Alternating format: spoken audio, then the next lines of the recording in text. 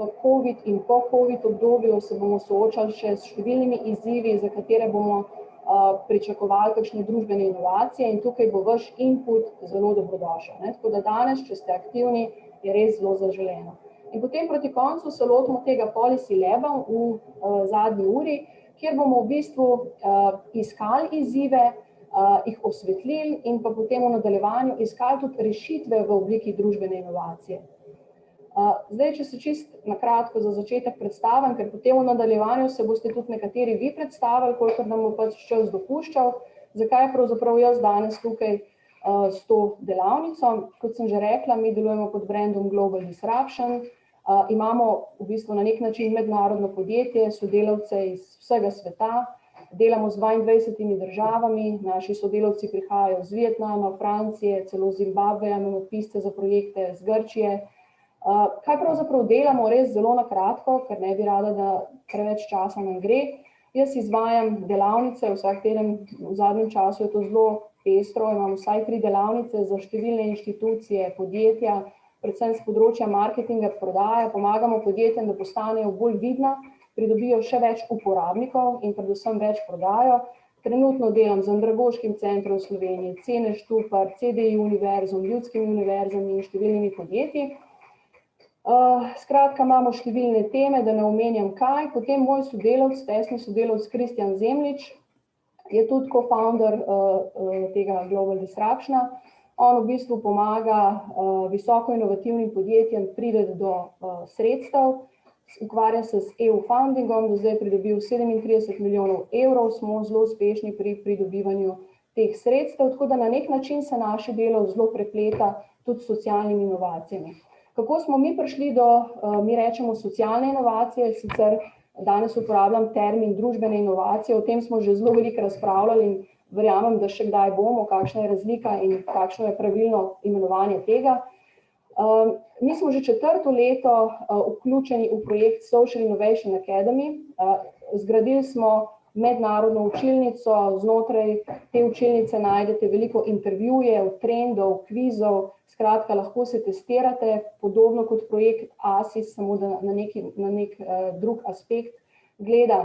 Tukaj imate tudi povezavo, ki jo boste dobili v gradivih, kjer boste lahko dobili več informacij tudi na to temo. Skratka, gradimo učilnico za socialne inovatorje, vključeni so trenutno partnerji Španije, Luksemburga, Madžarske, naš projekt se izteka avgusta 2021, se pravi letos se tudi naš projekt izteče in potem upam, da bomo začeli te zadeve čim bolj implementirati v prakso. Zakaj je ta slikca? Zato, ker zelo radi potujemo, predvsem nas zanima Azija, tako kot je Alenka Puh prej rekla, da ima zadaj polje nasada konoplje, jaz imam zadaj riževo polje, ker zelo rada potujem po Aziji, tako da izgleda, da naša ozadja niso naključje. Zdaj, če se obrnem na vas, ker jaz vedno delavnice dojemam kot interakcijo med mano, med vami, bi me zanimali, čisto na kratko, ne rabite vsi povedati, ker nas je danes kar veliko, kdo ste in v bistvu, kako bi se čisto na hitro v 2 stavkih opredelili glede poznavanja družbenih inovacij. Tukaj imamo možnost se opredeliti od 5 do 1. 1 pomeni, da ste tukaj predvsem iz radovednosti, da v tej temi še niste veliko razmišljali. 5 je, da vam je tako kot Lenki tematika zelo dobro poznana, da že delate na tem, da ste ninja v družbenih inovacijah, lahko ste pa nekaj vmes. Tako da bi prosila, ne vem, Barbaro Peharc, če upam, da sem prav naslovila, bom jaz kar sem pa tja, da ne bomo čakali, kdo se javi. Barbara, bi vi povedali?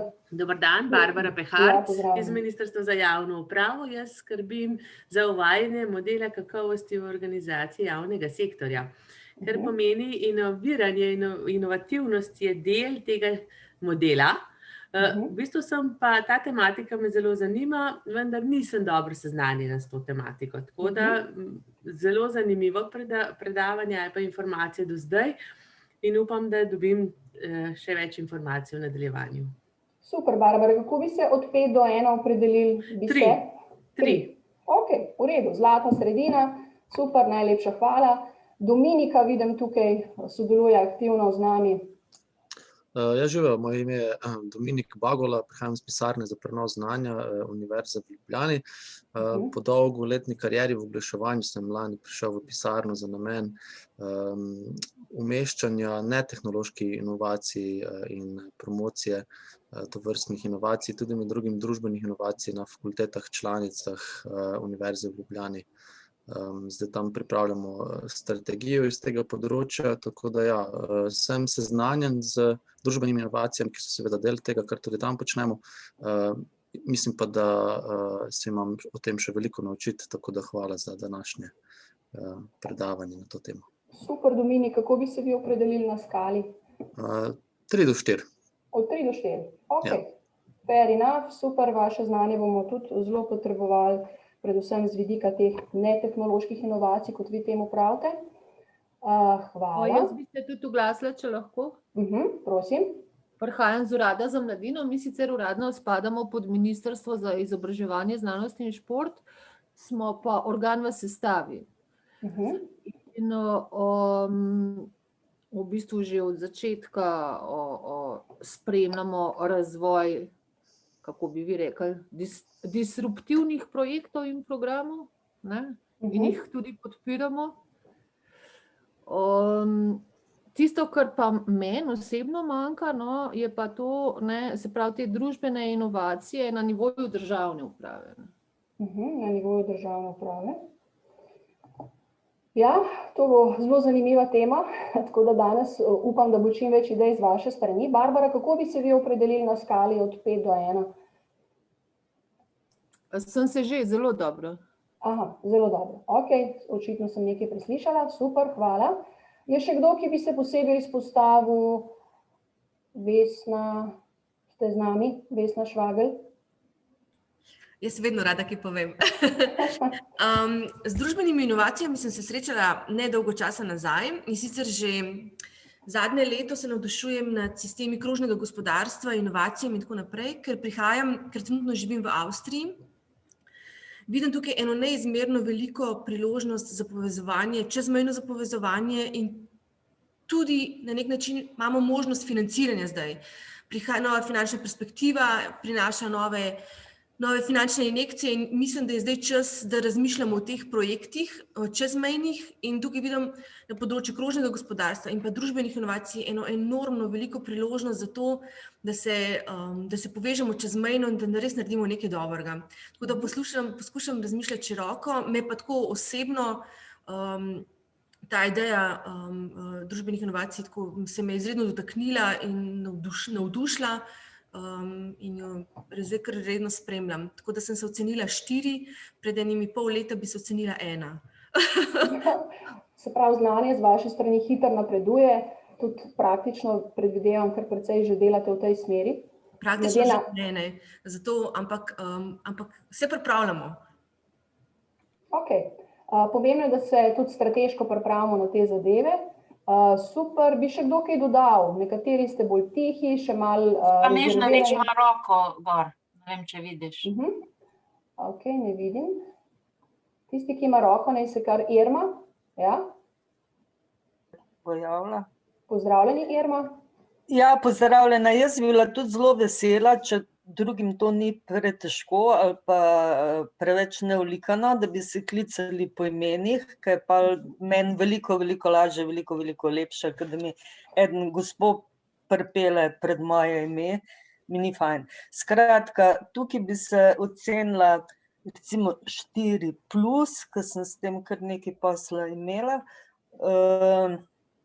Me zelo zanimajo tako, kot je rekla že, mislim, da Barbara prej, družbene inovacije v javni upravi, inovacije v javni upravi, to me zelo zanima in zelo me zanima tudi to, kaj pri milem Bogu narediti, da bi to postala tudi ena od pomembnih tem v novi finančni perspektivi, pa pri vseh teh silnih novcih, ki jih bomo zdaj imeli na razpolago. A lahko jaz sam še nekaj rečem? Ja, zadnjič smo imeli tak regijski sestanek na temo interregov in sem jaz spodbudila vprašanje socialnih inovacij Moram vam povedati, da nihče od prisotnih ni imel pojma o socialnih inovacijah in sem bila zelo tako razočarana in sem poskušala razložiti, kaj to je, ker seveda še nisem bila tako suverena, kot je bilo nekaj časa nazaj, ampak noben se sploh s to tematiko sploh zares ni dobro poznal, se pravi v teh ljudeh, ki pripravljajo ta program, no. Tako da sem bila res, tako ni mi bilo fajn, no. Presenečena, ne, da ta termin še relativno neznan pri nas. Ne, tudi v Avstrijci, sploh ga niso nekako znali v koncept noter teh novih nastajajočih projektov nekako vključiti in videti in so bili zelo ozkogledani. Super, hvala za vse te vaše inpute. Jaz predlagam, da se potem v nadaljevanju tudi še javljate in pač dodate svoje mnenje, če kdo ni uspel zdaj tega izraziti. Zdaj čisto na začetku, da malo osvetlimo, kaj ste vi v bistvu izpostavili kot največje izzive znotraj organizacije oziroma inštitucije, v kateri trenutno delujete, ne? Čisto na kratko, povzela sem nekaj zadev, nisem dala noter vse, če se je karkoli ponavljalo. Govorite o tem, da so vaši največji trenutno izzivi učinkovito sodelovanje z resorji, potek komunikacije znotraj lastne organizacije, potem sodelovanje med sektorji, izmenjava znanj, informacij. Želite si izboljšati interno komunikacijo, proces izobraževanja, potem zanima vas digitalizacija postopkov za poslovne subjekte, merjenje učinkov digitalizacije, potem transparentnost komunikacije, pogrešate malo več kreativnosti, avtonomije, zdi se vam ta na trenutke sistem delno rigiden, potem stremite k zmanjšanju administrativnih ovir, želite priti naproti vlagateljem na drugi strani vodenja oddelkov v smeri modernih, novejših pristopov, želite pripraviti politike, programe bolj vključujoče, zagotoviti želite skupno kreiranje in tako naprej. Skratka, imate kar nekaj izzivov in to je lahko tudi že na nek način inspiracija za današnje delo na delavnici. Tukaj vidite, te gradiva boste prejeli, tako da boste videli in imeli to zabeleženo, ne.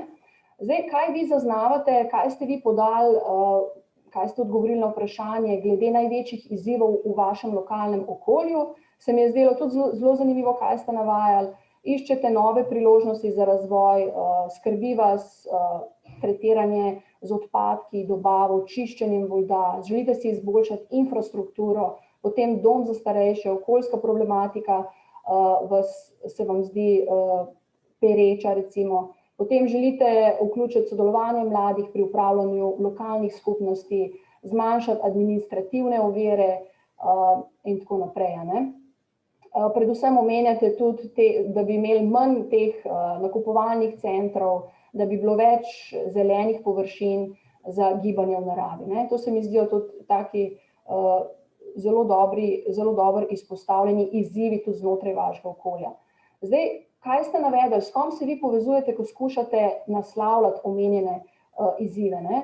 Povezujete se z zelo številnimi deležniki, resursi, zbornicami, akademiki, subjekti podpornega okolja, NGO-ji, ožjem krogu sodelavcev, z resornimi ministrstvi, univerzami, direktorji komunale, župani, občinskimi svetniki. Tukaj vidite, ste našteli zelo veliko deležnikov, zunanji eksperti, interesne skupine, odločevalci in tako naprej. Sodelujete tudi mednarodno, tako da ste zelo aktivni na različnih koncih, ne? In vse te povezave bi lahko v nadaljevanju uporabljali tudi kot deležnike ali pa sodelavce pri reševanju nekih družbenih izzivov, ne.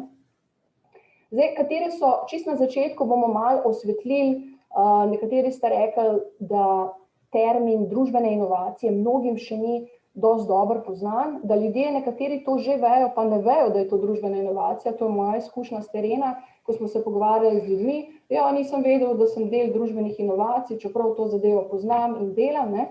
Tako da, dajmo si to zadevo na začetku osvetliti, da bomo potem tudi skupaj lažje delali. Zdaj, katere so pomembne, v narekovajih, sestavine družbenih inovacij? Ena zadeva je, da skupno reševanje družbenih izzivov, se pravi, gre za neko skupnost, za nek izziv na ravni posameznika, družbe, ožjega okolja, regije, države in ta reševanje izziva lahko postane lahko se premakne na globalno raven. Bomo potem videli na kar nekaj primerih. Kaj potrebujemo? Ena od sestavin, neko inovativno, novo rešitev, ki do zdaj še ni bila podana in ki izboljša dano situacijo. Tukaj je vpleten tudi inovativen proces, se pravi, kako se te zadeve lotimo. Lotimo se na nek nov način, ki do zdaj verjetno še ni bil znan in je zelo upoštevan tukaj proces reševanja nekega izziva. Včasih je celo bolj pomemben proces kot sama rešitev, boste videli. Absolutno pa jaz sem predstavljaš tega, da delamo na konkretnih primerih, da si tudi vi lažje predstavljate, kako ta zadeva izgleda. Zdaj, definicij družbenih inovacij je res veliko. Pravzaprav skoraj toliko kot samih posameznikov, ki se s tem ukvarjajo. Zdaj, če boste malo brskali po literaturi, boste našli pragmatičen, sistematičen, vodstveni pristop, ekonomski pristop, kritičen pristop in tako naprej. Če gremo čisto na hiter čez, da si boste zadeve lažje predstavljali, kaj je znotraj pragmatičnega pristopa. Družbene inovacije so kot inovativne dejavnosti in storitve, ki jih motivira cilj izpolnjevanja družbenih potreb. Razvijajo se pretežno in širijo prek organizacij in glavni namen je socialni. Za razliko od pragmatičnega pristopa je sistematičen pristop, ki smatra, da gre za kompleksen proces, dejansko je to zelo kompleksen proces, bomo potem videli polža, ko govorimo o modelu 6 faz, ki ga je že prej Tanja omenila. Kompleksen proces, prek katerega so predstavljeni novi produkti, procesi, programi, ki vodijo v neke temeljne spremembe znotraj dnevnih rutin. Se pravi, to je neka inovacija, ki zamaje lahko tudi temelje dnevnih rutin. Lahko se porušijo razmerja moči ali pa na novo vzpostavijo in tako naprej. Potem vodstveni pristop gleda na družbene inovacije kot novo rešitev socialnega problema, ki je v primerjavi z obstoječimi bolj učinkovita, trajnostna, pravičnejša, ustvarja vrednost za družbo kot celoto. Potem imamo tukaj ekonomski pristop, inovacije so opredeljene kot konceptualne, gre za spremembe postopkov, izdelkov, organizacijske spremembe, to bi bilo recimo aktualno za vaše področje, spremembe v financiranju, ki prinašajo nove odnose z deležniki znotraj nekih regij. Potem še čisto na kratko nek kritičen pristop, gre za proces opolnomočenja in politične mobilizacije, cilj je preobrazba delovanja družbenega sistema od spodaj navzgor, v smislu deležnikov, razdeljevanja materialnih in nematerialnih virov. Tukaj vidite, imamo lahko veliko različnih pristopov. Mi se zadržujemo na tem kratkem pristopu, mi družbene inovacije smatramo kot inovativne, glede na cilje in glede na sredstva za dosego teh. Tako da lahko gre za način dela ali rezultat dela in bomo potem videli na primerih, kaj pravzaprav s tem mislim. Spodaj imate tudi en kup navedene literature, s kje črpamo te različne definicije, če bi koga to bolj podrobno v nadaljevanju zanimalo. Kaj je bistvo družbenih inovacij, da bomo tudi kasneje razumeli, da to ni nek izum ali pa neka inovativna zadeva, ampak da to gledamo širše. Usmerjene so v izboljševanje družbene blaginje. In potem na praktičnih primerih bomo videli, kaj pomeni izboljševanje družbene blaginje. Zdaj, iskali bomo nove rešitve. Videli, na začetku sem vam prikazala, vi osebno že v svojem okolju zaznavate številne izzive, ki jih imate. In tukaj družbene inovacije so lahko rešitev za neke velike izzive, ki nastanejo znotraj družbe. Recimo, če damo čisto kratke primere, lahko so to nove oblike otroškega varstva, zdravstvenega varstva na domu, pravičnejša trgovina, spodbujanje mestnih stanovalcev k uporabi koles namesto avtomobilov. In jaz predlagam, da čim prej preidemo na praktične primere.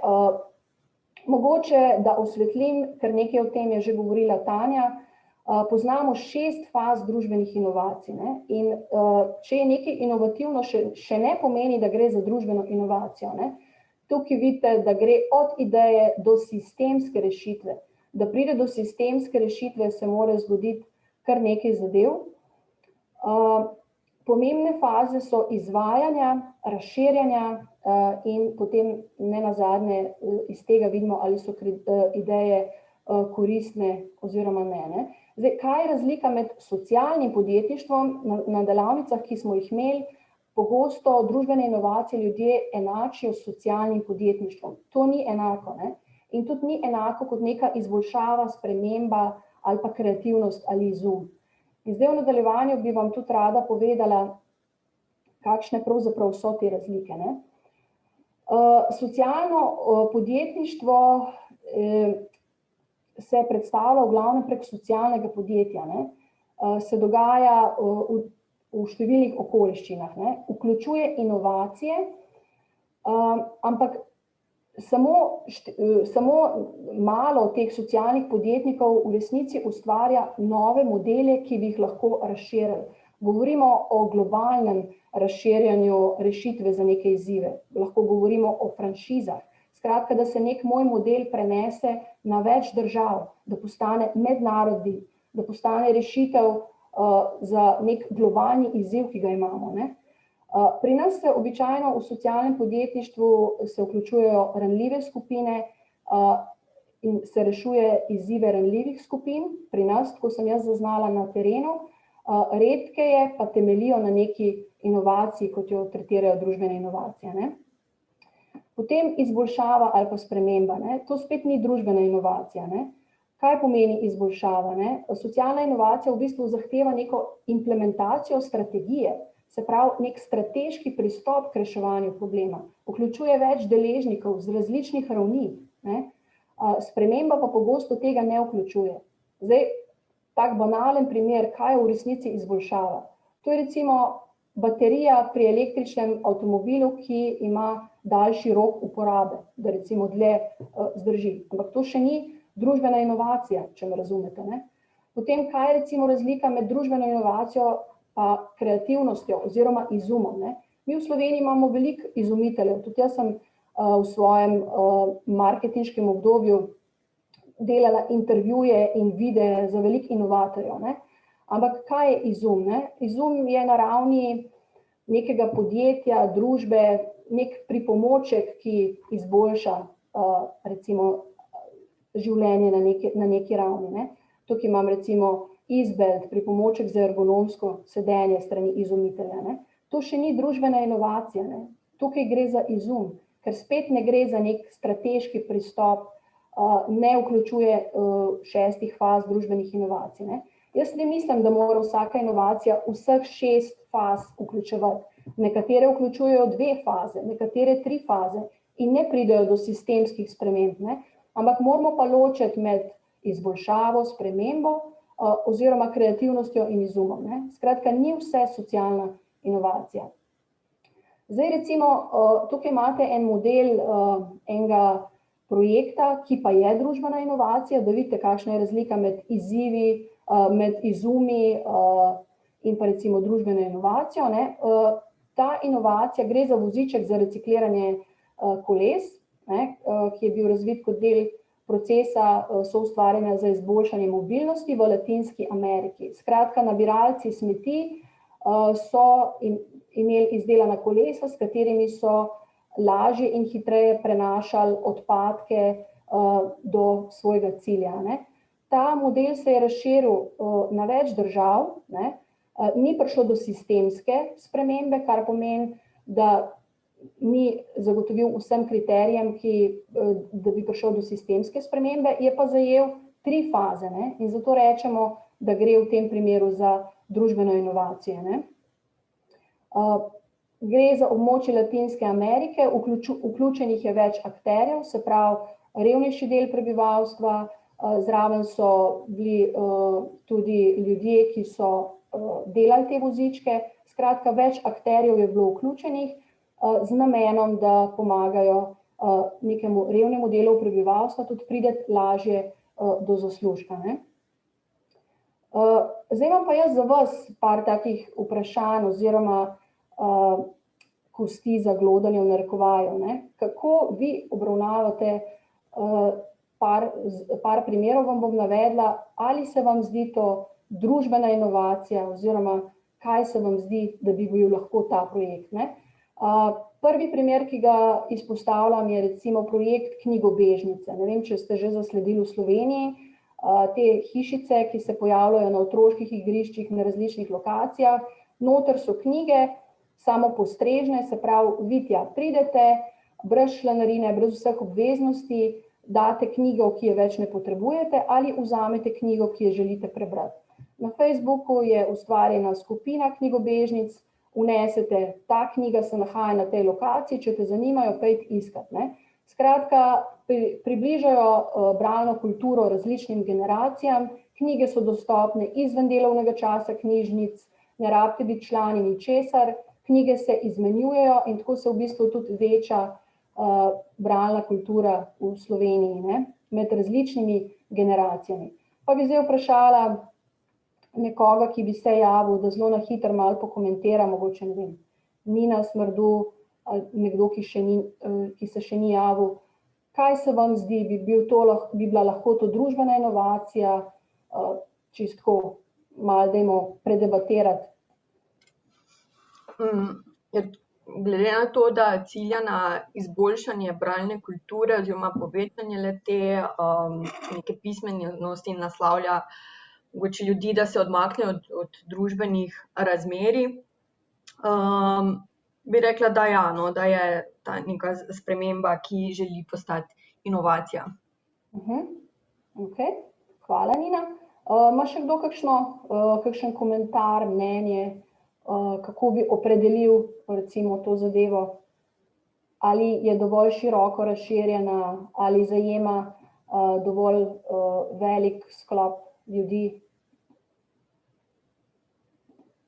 Jaz bi dodala, da manjka samo ena storitev, zato ker če v bistvu se nekje ta spontanost preveč umiri, bi bilo treba imeti neko intervencijo, podobno, ko se kolesa menjajo.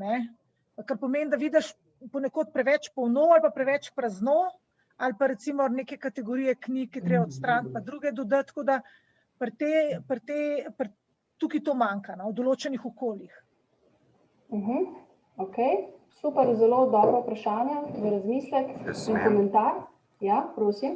Ja, jaz bi tukaj v bistvu izpostavil nekaj drugega, da to sicer ja, kot družbena inovacija bi jo dojamem, ampak zdaj, če doseže dovolj veliko ljudi, mislim, da je bolj vprašanje, če doseže prave ljudi.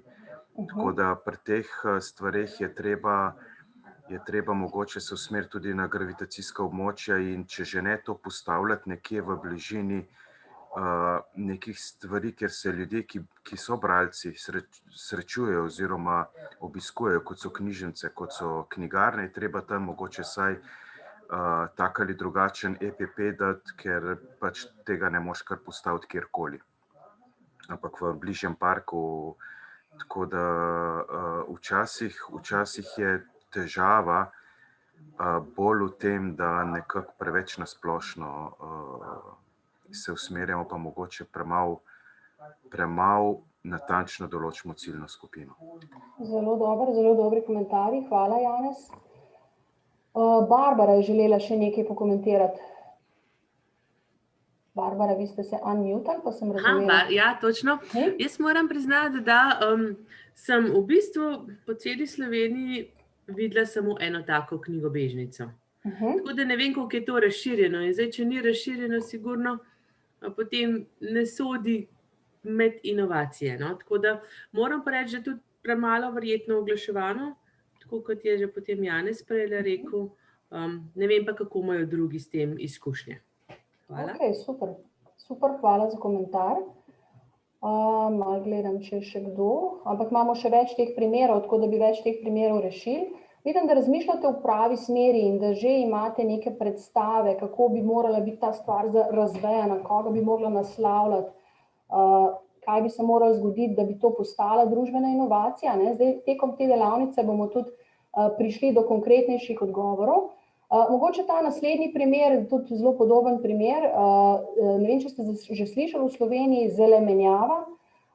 Tukaj si, Lenka kima, tukaj si izmenjamo presežno zelenjavo, semena, sadike, tisto, kar jaz ne rabim, izmenjam z Lenko, Lenka meni da tisto, kar ona ne rabi, gre za neko tržnico, meso, recimo, je prepovedano zamenjave, ampak spet en tak podoben primer, ki vključuje samo določene akterje, ki se vrši na določenih regijah, obstaja spletna stran, kjer lahko organiziraš dogodek, ampak še vseeno nekaj manjka za družbeno inovacijo. Kakšen komentar glede tega? Poznate ta projekt? Lenka, vi kimate. Če lahko sam še vklopite.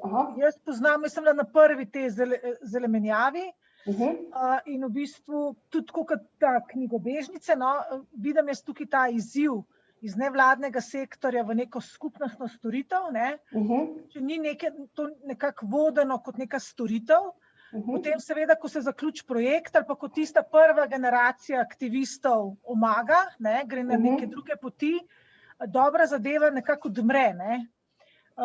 Tukaj recimo pri zelemenjavi, ki sem se zraven vključila, sem mislila, da bomo delali tudi v smeri zmanjševanja viškov hrane, se pravi viškov z vrtov. Pa smo prišli do neke točke, ampak potem enostavno se zgubi, ker se rad ta storitven gospodarski pristop zraven. Če želiš, da bo neka stvar imela stalno energijo, da se bo razvijala. Skratka, hitro lahko zamre zadeva. Rabimo strategijo, kako zadevo peljati naprej na daljše časovno obdobje in jo razširiti na več regij, na več držav, zajamemo lahko globalni vidik.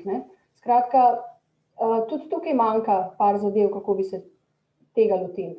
Po drugi strani bi vam pa zdaj rada predstavila en izdelek, ki pa je družbena inovacija, zelo preprost izdelek, za ene specifične regije, gre za izdelek Paperfuge, ne vem, če ste že slišali, mi smo ga predstavili tudi znotraj tega projekta. To je en tak zelo preprost pripomoček, stane 20 centov, ki v bistvu ima možnost preoblikovati zdravstveno varstvo. Zakaj pravzaprav gre? To je neke vrste ročna centrifuga s papirja, vrvic, plastike, ki se zelo hitro vrti, vzorce krvi vrtimo, s hitrostjo do 125.000 vrtljajev na minuto. In v bistvu gre za pripomoček za diagnozo okužb, kot sta malarija in HIV. In zdaj v odročne afriške vasice ta izdelek pride, brez da bi rabili džipe za prevoz, teh velikih centrifug, ki ste jih prej imeli, in pa generatorjev, ki jih napajajo. In to je v bistvu na nek način je družbena inovacija, je že marsikje razširjena, imajo spletno stran, je poskrbljeno za distribucijo, zajema več regij znotraj Afrike in vidite, da je to en tak velik preskok lahko za ta revnejši del prebivalstva, recimo v nekih odročnih afriških vasicah. Tako da na nek način to je družbena inovacija. Mogoče kakšen komentar, kako vi zaznavate ta izdelek kot družbeno inovacijo? Kakšne razsežnosti ima po vašem mnenju, da lahko govorimo o družbeni inovaciji? Mogoče kakšen komentar še z vaše strani? Ja, za zahodni svet katastrofalen, Kaj se hotel s tem povedati? Kje so pa tle milijoni, pa provizije, pa tako naprej, Ja, zdaj nismo, lahko greste kasneje raziskati, kaj vse se na spletu s tem zadevom dogaja, ampak ta zadeva je dejansko že precej razširjena, Gre za en tak izum, ki je v bistvu tudi cenovno zelo dostopen v primerjavi s tem, kar so prej uporabljali, in ki ga lahko ljudje tudi imajo doma in se sami na hitro testirajo, ali so zboleli za malarijo oziroma HIV-om. Gre za nek tak pocket pripomoček za lastne žepe, ki je dostopen široki množici ljudi. Medtem ko knjigobežnice naslavljajo v parkih neko, recimo, majhen odstotek ljudi, ki slučajno pridejo mimo. Tukaj so razvili recimo tudi marketinško strategijo, kako ta izdelek pride do čim širše skupine ljudi, ki jo naslavlja. Tako da ta družbena inovacija ne pokriva vseh teh 6 faz, ampak pokriva pa že kar nekaj faz. Kot smo prej rekli, družbena inovacija se ne šteje samo za tiste inovacije, ki pokrivajo cel model 6 faz. Lahko pokrijemo, ne vem, prve 4, prve 3. Tako da ta zadeva je na nek način precej bolj razširjena kot prej zelenjava, ki je projekt, ki je v bistvu zadnjih 2 leti relativno ugasnjena. Ta projekt šiba naprej in se razvija in se distribuira. Lenka, bi imeli vi še kakšen komentar glede tega? Če vklopite, prosim. Ja, moram reči, da zadnje čase, oziroma mi smo to že prej imeli, da v bistvu mentori glavni za družbene inovacije prihajajo iz nerazvitega sveta. Se pravi, Yunus, Šrilanka, Peter Opeka.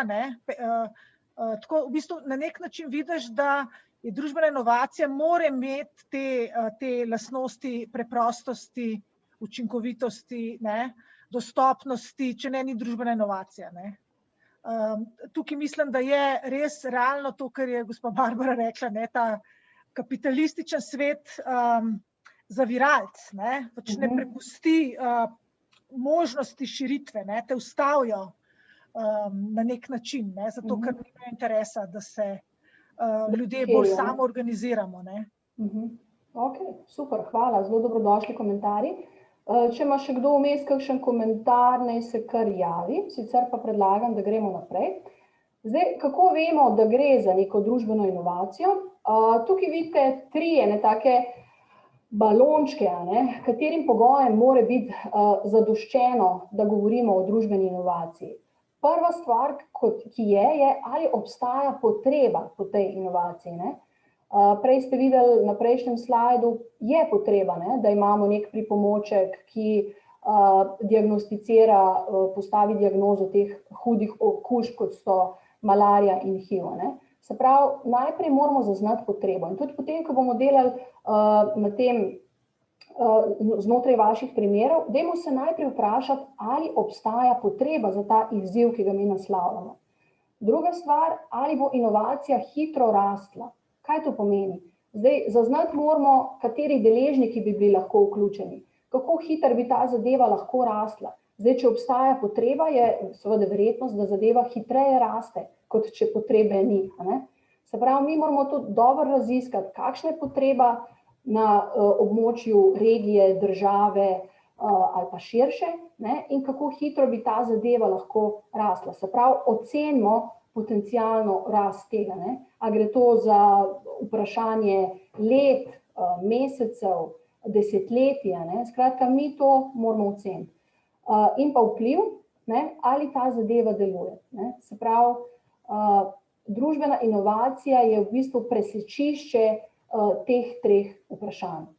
Zdaj, to je tako zelo poenostavljeno povedano, lahko bi to še bolj problematizirali, ampak zdaj za te potrebe je ta zadeva tako razdeljena. Zdaj, kaj mi opažamo po tem projektu? Mi smo ta projekt začeli pred 3 leti, socialne inovacije, smo se vključili v ta mednarodni projekt in ugotovili, da od začetka, ko smo se mi tega lotili do danes, se je potreba po družbenih inovacijah kar precej razmahnila. In zdaj sami boste prispevali svoje poglede ali pa ideje o tem, na katera področja bi lahko to najprej razširili. Zdaj, jaz grem dostikrat na spletno stran od Sursa in malo pogledam tele kazalnike zaupanja potrošnikov in kaj vidite vi zdaj na teh grafih pred sabo, da zaupanje od leta 2020 do danes je močno upadlo. Zaupanje potrošnikov na splošno. Gospodarsko razpoloženje je precej drugačno, kot je bilo pred obdobjem COVID-a. Zdaj, če gledate ta vrednost kazalnika, je bila v aprilu 2020 najnižja, odkar jo merimo. Kaj nam to pove? Da bomo ljudje po tem obdobju, ki še vedno traja, na globalni, državni ravni in svetovni ravni potrebovali kar nekaj rešitev za premostitev izzivov, ki jih trenutno imamo. In zdaj vprašanje naslavljam na vas. Na katerih področjih zaznavamo trenutno največje izzive, za katere mislite, da bo največ povpraševanja po končanem tem obdobju? A ima kdo kakšno idejo? Dajte se malo vključiti v debato, ker to že v bistvu napeljuje na policy lab, ki ga bomo potem delali proti koncu te teoretične predstavitve. Kakšno mnenje, katere rešitve? Ja, prosim. Se opravičujem, a sem komu besedo skočila? Ne, da bi vedeli. Kar izvolite. Se mi zdi, da je bilo že dosti od začetka zelo lepo PR podprto in usporedno peljano, torej uporaba raznih antidepresivov, anksiolitikov in tako naprej. To je prvo, kar mi pade zdaj na misel. Ok, imamo sicer še veliko drugih stvari, to je z področja zdravja. Ali še kaj takega? Kaj bi še kdo omenil? No? Naj se kar dajte se sami javljati.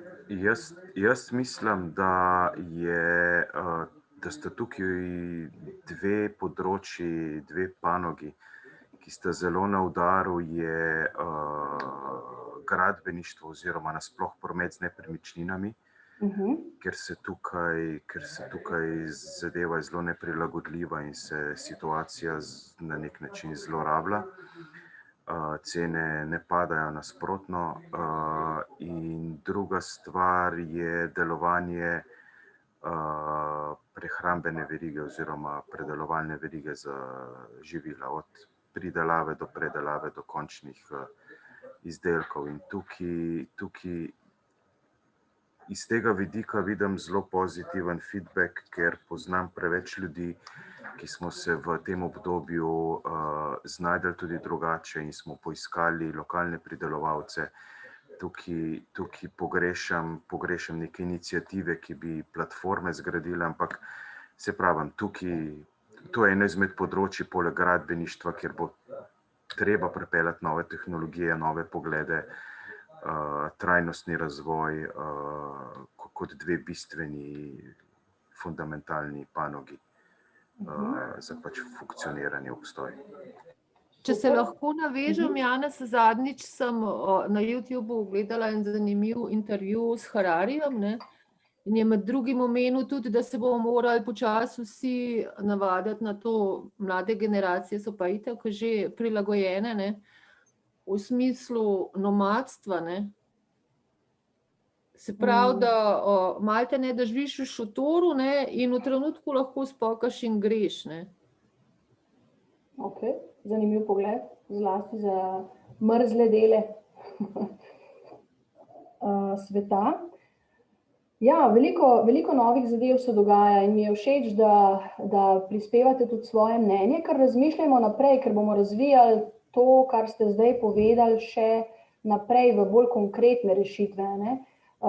Veliko potreb, ki se bodo pojavile po obdobju COVID-a, ste omenjali, od antidepresivov, promet z nepremičninami, potem prehrambene verige, kar se mi zdi tudi izjemno pomembno, od kje prihaja zdrava hrana, kako lahko zagotovimo lokalno hrano, kako lahko omogočimo lokalnim pridelovalcem dostop do nas po nižjih cenah, potem nove tehnologije, nomadstvo ste omenili, tako zelo zanimiv aspekt tega.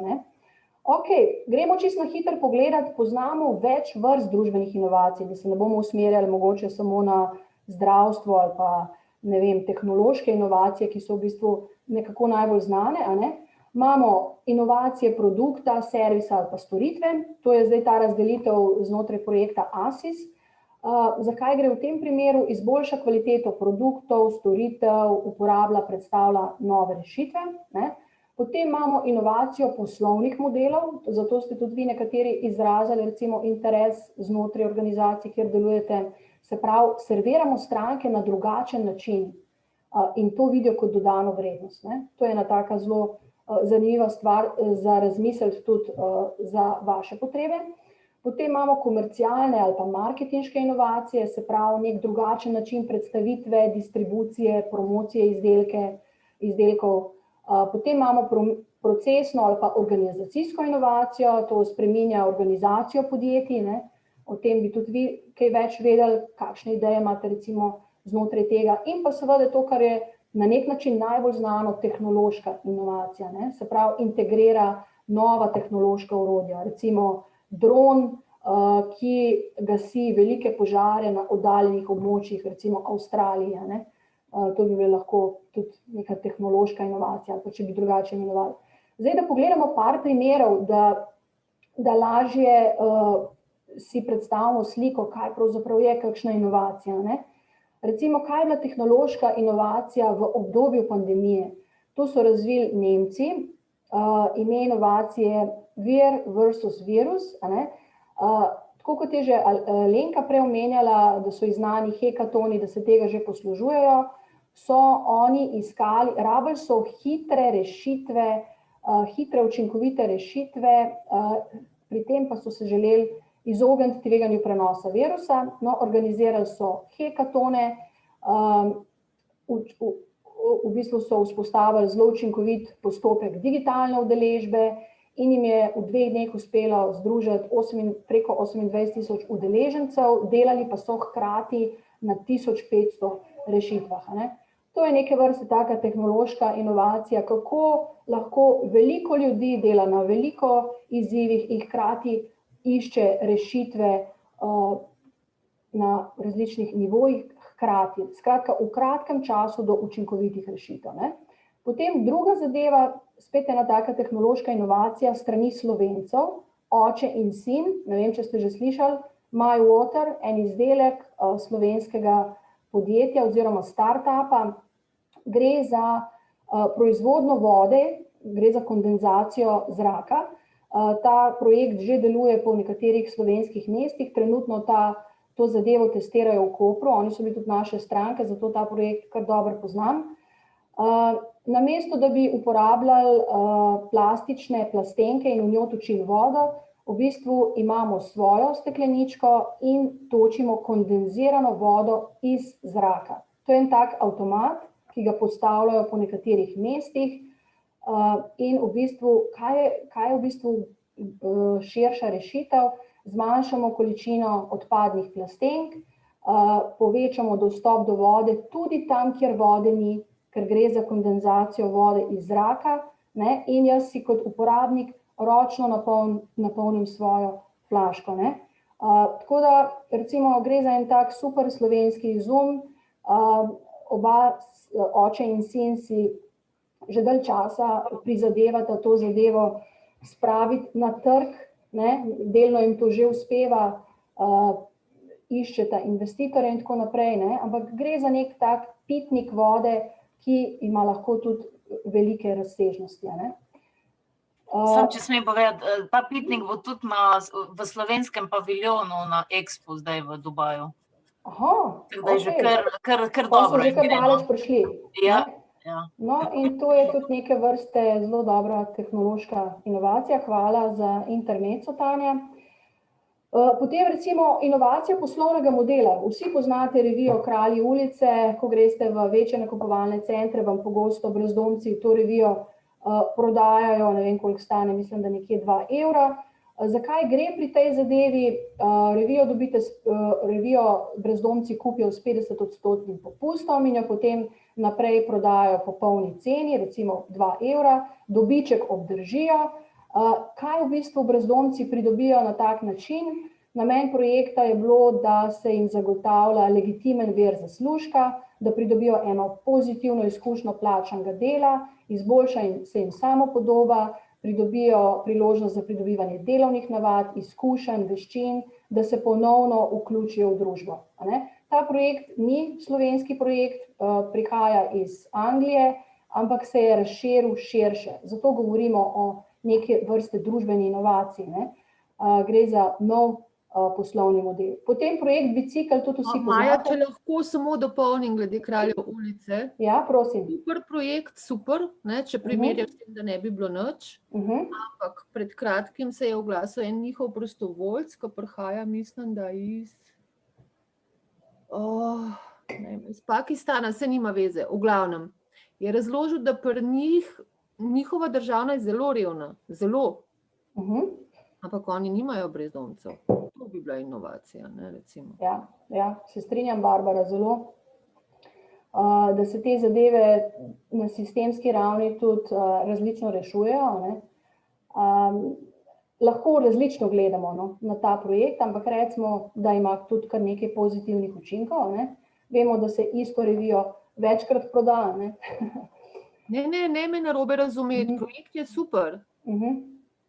Ampak ja, kako te ljudi dejansko spraviti iz ulic in jim zagotoviti še kakšne druge vire zaslužka? Lahko jaz sam dopolnim. Kralji ulice pri nas, ker mi sodelujemo z njimi, oni so realno prek res dober primer, kako so oni znali socialno podjetništvo in ta nov zakon in te razpise vsem zelo dobro uporabiti. Ne?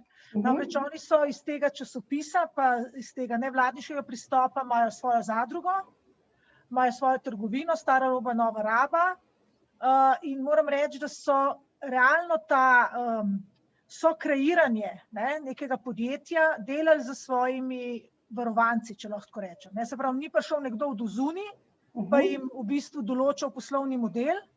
Oni so sami iz svojih aktivnosti prišli do poslovnega modela, sicer ne rečem, da jih je prav veliko zaposlenih v tem, ampak ta vključenost v družbo je pa res dobro speljana, glih na slovenskem primeru.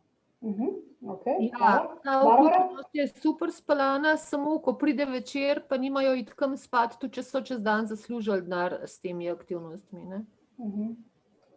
Ja, zadevo bi lahko razširili tudi na druge zadeve. Na nomadstvo, ne? Če bi bilo dovoljeno nomadstvo, ne bi spali pod milim nebom, bi vsak imel svoj šotor. Ja. Tukaj bomo lahko združili več različnih konceptov, tako da mi je všeč, da vas je toliko tukaj, ker ima vsak neke svoje poglede, ideje in se bodo ti koncepti razmišljanja na koncu tudi združila. Ne. Ta projekt Bicikel tudi poznate, ne. Gre za eden od vidikov, je, da zmanjšamo škodljive emisije, zboljšamo zrak, omogočimo preprosto, hitro gibanje po mestu. Projekt je pri nas od leta 2011, ne. Gre tudi za popularizacijo kolesarjenja, spet en tak pozitiven vidik mobilnosti ali pa recimo dostopnosti od javnega prevoza do dejansko vaše službe, recimo, če ste od vlaka do službe, da imate še 3 kilometre, najamete kolo, ga odložite in potem spet pripeljete, parkirate na mestih, ki so temu namenjeni. Ne? Skratka, vidite, da v Sloveniji je že veliko primerov dobrih praks, ki so se tudi integrirale v okolje, ki jih poznamo, ampak mogoče še nismo o njih razmišljali na tak način, skozi primere družbene inovacije. Mogoče tudi nismo razmišljali razvejano, kako bi lahko, Barbara ima zelo dobre ideje vmes, kako bi lahko obstoječi projekt nadgradili, da ne bi brezdomcu dajali samo revije, ki jih lahko prodaja po višji ceni, ampak da bi jim na koncu dneva, tako kot pravi Barbara, tudi ponudili prenočišče, topel obrok. Jaz ne vem, koliko jim je to do zdaj dostopno, ampak razmišljamo o tem, kako bi te primere še dodatno nadgradili, razširili, vključili več deležnikov in akterjem znotraj tega ponudili še več. In to je naša naloga, česa se lahko danes lotimo. Nekaj kratkih primerov inovacij iz projekta ASIS. Ta projekt ASIS je zelo dobro predstavil družbene inovacije iz Francije, Slovenije, tako da jaz bi rada z vami delila zelo na kratko, zakaj gre. Gre za ta projekt VRAC, kratica VRAC. Za kakšen projekt pravzaprav gre? Prebivalcem na obrobju mesta Lyon se omogoči dostop do kakovostne hrane po nižjih cenah. Kako so se tega lotili? Sodelovali so znotraj različnih inštitucij, vključno s ponudniki socialnih stanovanj, dobrodelno fundacijo, in vsi ti so združili prednosti na področju krepitve kupne moči. Hkrati so tudi se šli boj proti izolaciji in izključevanju. Zakaj je šlo? Gre za to, da se uživa kvalitetna hrana, ki sicer velja kot privilegij v recimo mestnih središčih za bogatejši sloj prebivalstva. In tukaj izdelke ponujajo po nižji ceni, na tak način, da nakupijo večje količine, zmanjšajo število posrednikov in spodbujajo lokalne sisteme hrane. In hkrati ustvarjajo nove prostore za socializacijo, razvijanje veščin na področju hrane in pa boj proti boleznim, ki so s tem povezani. Tukaj vidite, da gre za en tak razvejan model, skupna nabavna mreža, nekaj takega, kar bi lahko po moje z neko dobro zadevo uvedli tudi pri nas ali pa ta model prenesli marsikje k nam, lahko bi postal globalen, ker gre res za zelo dober model. Tanja, glede na to, da si ti znotraj tega projekta, imaš še kakšno zadevo za dodati ali sem dovolj povedala glede tega? Ja, mislim, mi smo v bistvu govorili o projektih ravno takšnih, ki se dajo, mi smo rekli temu ali prekopirati ali na nek način prilagoditi drugim lokalnim okoljem. Tako da to je bil cilj. Da izbiramo primere, ki se lahko aplicirajo tudi v drugih državah oziroma mestnih središčih. Super. Zelo zaželeno je, da razmišljamo tudi, kako bi te dobre primere prakse vpeljali v naše okolje. Kaj se da narediti s to idejo, ki je že bila izpeljana in uspešna v nekem drugem okolju. Potem ta primer Lagonet, od leta 2015, to je lokalna valuta Lyona, spet tega mesta, zasnovala jo je skupina lokalnih prebivalcev. Cilj je spodbujanje lokalne potrošnje izdelkov in storitev na širšem mestnem območju. Dolgoročen cilj je preoblikovanje proizvodnih in potrošniških navad. Proizvajalci, ponudniki podpišejo listino, ki vključuje načela, kot so zagotavljanje lokalnih in ekoloških izdelkov. Spet en tak zelo zanimiv način, kjer so izumili svojo valuto, s tem so se zavezali lokalni potrošnji, razvijajo nove načine potrošnje, izmenjave, proizvodne. Spet se mi zdi en tak izjemno dober primer, ki bi ga mogoče potencialno prenesli v kakšno drugo okolje. Ja, da sem reči, Dominik, vem, da obstaja tudi v Sloveniji par takih primerov. Zdaj, če bil en prispevek na televiziji, sem pa pozabil točno kje, zelo zanimivo. Če kdo kaj več ve, se lahko vključi, zelo zanimivo bi bilo izvedeti, kaj se... Ja, Lenka? Jaz obvladam vse interne valute po Evropi, tako rekoč. Moram reči, da v slovenskem prostoru mi smo začeli takrat z e-trikrono, tam leta 2011. So le pa neke valute dosti povezane z neko turistično ponudbo, se pravi neke vrste boni, kupaš na enem mestu, potem pa s tem zapravljaš v tistem obdobju. Najbolj so ta pristop, takrat, ko so le tiste močne poplave v Bosni, to za mene je najbolj tako učinkovit pristop, ki se je župan vtaknil teh mest, ker so dobili državno pomoč od zunaj, so to spremenili v interno valuto, zato da ni bilo mahinacij in se je ta denar parkrat obrnil med ljudmi in so v bistvu naredili kar velik faktor, večji učinek. V bistvu pri nas, v našem prostoru, nekako je pol tisti DDV prišel in je to zelo močno ustavil, ker je bila ta težava, kako lokalno valuto pravilno davčno vpeljati. Takrat smo mi mislili, da se bo kakšna banka ponudila, ker smo bili zadruga za etično financiranje, da bi to pomagala speljati. Lokalne valute najbolj uspešno tam deluje, ker imajo dvojni davčni sistem, državni pa lokalni. Pri nas pa tle pol pride do nekega, kot da pač hoče z lokalno valuto utajiti davek, oziroma delati na črno. Tako da, če najdemo nek pristop v slovenskem prostoru, da to legaliziramo, to, kar se zdaj dogaja z blockchain valutami ali pa s čim drugim, da ni protizakonito ali pa nevarnost, potem bi lokalne valute lahko zelo veliko stvari.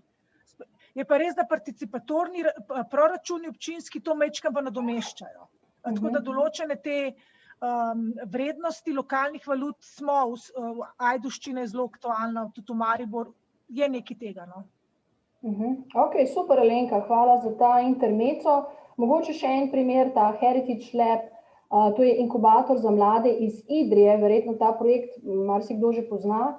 Razvijajo podjetja v sektorju kulturne dediščine, to se mi zdi en tak blazno dober projekt, od leta 2012 ga vodi neprofitna skupina mladih slovenskih podjetnikov iz Idrije. Idrije, kot veste, je mesto na seznamu UNESCO-ve svetovne dediščine. Kaj je bil v bistvu njihov cilj? Rešitev lokalne težave. Mladi iščejo službe, odhajajo, vemo, da določena mesta se praznejo, določeni kulturni viri ostanejo neizkoriščeni, ne, in v bistvu program tega inkubatorja je pomagati mladim, da ustvarjajo nova podjetja in storitve ob hkratni promociji njihove kulturne dediščine, ne. Hkrati pa tudi spodbujajo lokalni razvoj, ne, prispevajo k lokalnemu razvoju, razvijajo nove veščine, znanja in kompetence. In se mi zdi to spet en tak zelo posrečen primer, ki uspeva znotraj Slovenije, to gre za zelo ambiciozne mlade. Jaz sem tudi naredila intervju z Matevžem, ki je idejni vodja tega, in moram reči, da zelo inovativno razmišljajo in da imajo še velike ambicije za naprej. Teh zadev je še več. Zdaj v nadaljevanju samo pokažem iz ASIS projekta tole zadevo, zakaj pravzaprav gre, katere so stične točke predstavljanja teh primerov dobrih praks. Tukaj pri družbenih inovacijah je pomemben proces, sam proces in pa tudi rezultati dela. Se pravi, gre za inovativen proces, vidite, da je osredotočen na družbene zadeve, ste videli zdaj na primerih iz dobre primerih prakse. Gre za neko skupno vodenje, več deležnikov je vključenih, ustvarja se nek pozitiven vpliv na celotno družbo, na širše okolje, ne, na družbo in na akterje. Tako da v nadaljevanju bomo delali tudi zelo konkretno na vaših primerih. Čist preden se pa tega lotimo, bi pa prosila, malo bi aktivirala vašo levo možgansko polovico, se pravi kreativnost. Tukaj so besede prepovedane, zdajle bomo risali, tako da bi lepo prosila, če imate pred sabo en list papirja A4, en svinčnik, čist na hitro, zadeva bo trajala 2 minute, razdelite papir na 4 kvadrate, kot vidite tle v spodnjem desnem kotu, prvi kvadrant, drugi, tretji, četrti, isto označite, kot imate tukaj. In v bistvu boste poskušali s kratko risbico, ne rabite delati umetnin, gre sem za hitro skico, ne smemo si vzeti več kot 2 minuti, odgovorite na 4 vprašanja in potem bosta 2 od vas na hitro zadevo predstavila.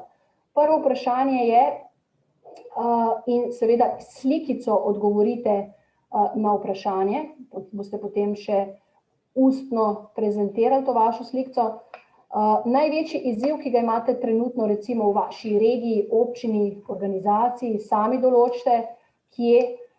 Drugo vprašanje, kako lahko izziv rešite, spet kratka, nobenih kompleksnih rešitev, gre samo za to, da aktiviramo kreativni del, ki ga bomo potrebovali v Policy Labu. Odgovorite še na tretje vprašanje, kaj lahko danes prispevate in pa kaj potrebujete, da pridete do rešitve. Vidite, vsako vprašanje gre v eno polje, vse je označeno, ne iščemo hudih slikic, iščemo kratke, preproste skice. Si vzamemo še nekaj sekund.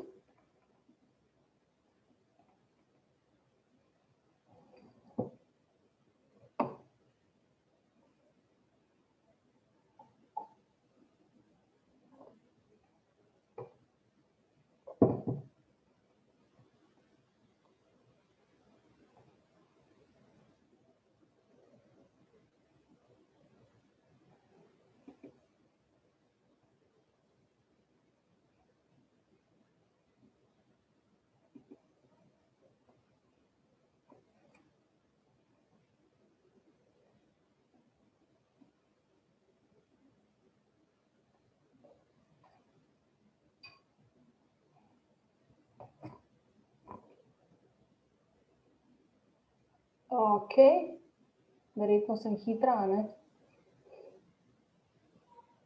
Bi mogoče kdo se že izpostavil, pokazal svojo slikico v kamero, da vidimo, kaj je naredil. Lenka, boste vi prva?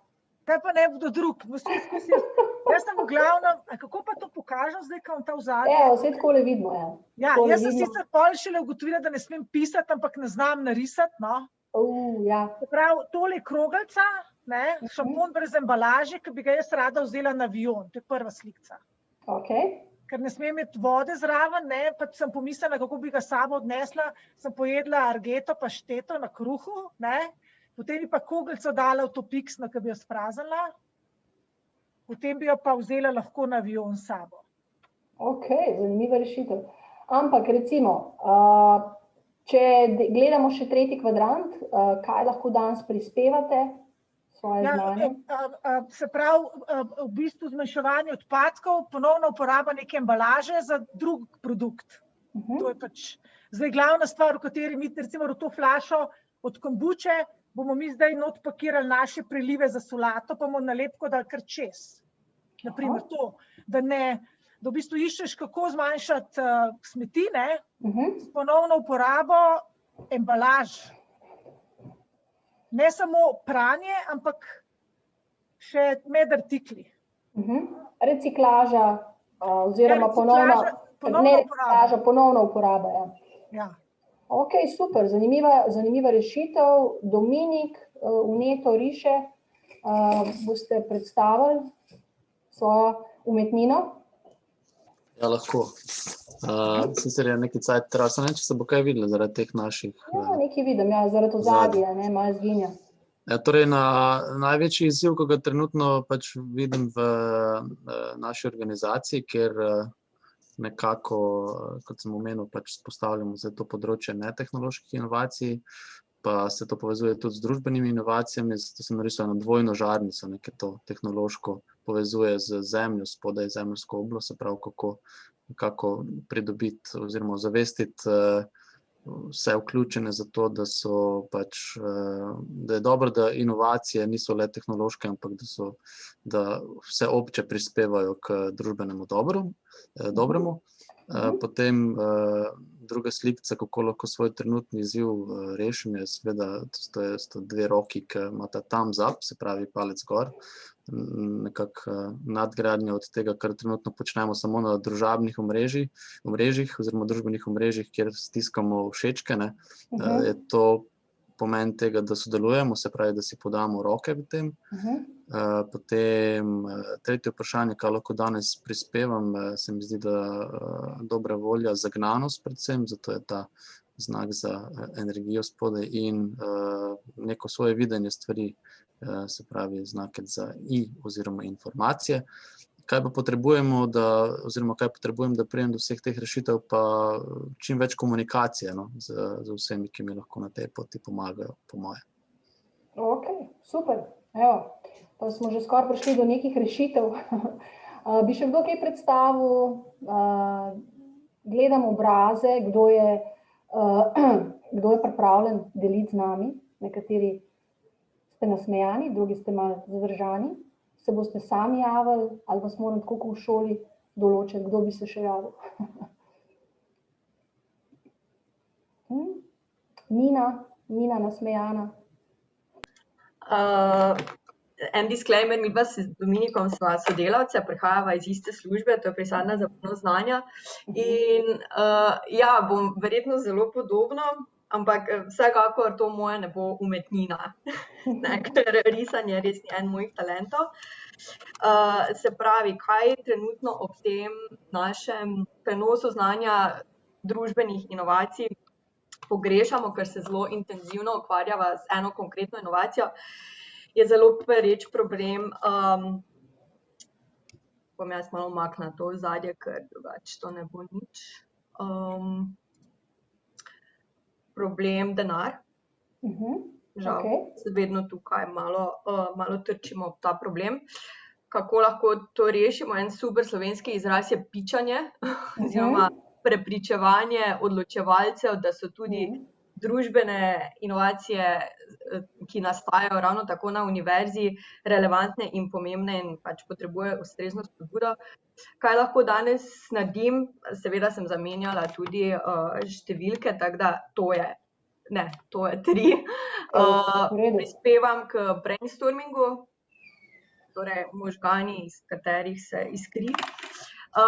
In kaj potrebujem na drugi strani, je pa posluh strani naših odločevalcev. Ok, super. Zelo dobro. In če ste rekli, da ni umetnina, se zdi super zadeva predstavljena. Pomembno je, da mi iz skice vidimo, zakaj gre. Zelo v redu. Lili, vi ste nekam resni? Imate kaj za predstaviti še mogoče? Ogrevamo levo polovico. Tudi nisem kakšen talent za risanje, Ampak vse jih lahko pokažem, seveda ne. Jaz sem šla bolj na občinsko raven, ne. In sicer, ker izhajam iz Ljubljane, ne, je seveda problem stanovanja za mlade. Živim v takem okolju, ki so že otroci tako veliki, da iščejo pač, da se nekako odidejo od nas in seveda me zaznamujejo te problemi njihovi in vidim, da niso tako z lahkoto rešljivi, kakor v bistvu, tako bom rekla, no, mogoče se preveč pogovarjamo, pa premalo naredimo, no, ali pa da nam ni pomembno, zaradi tega, ker pač mi že to imamo, a ne.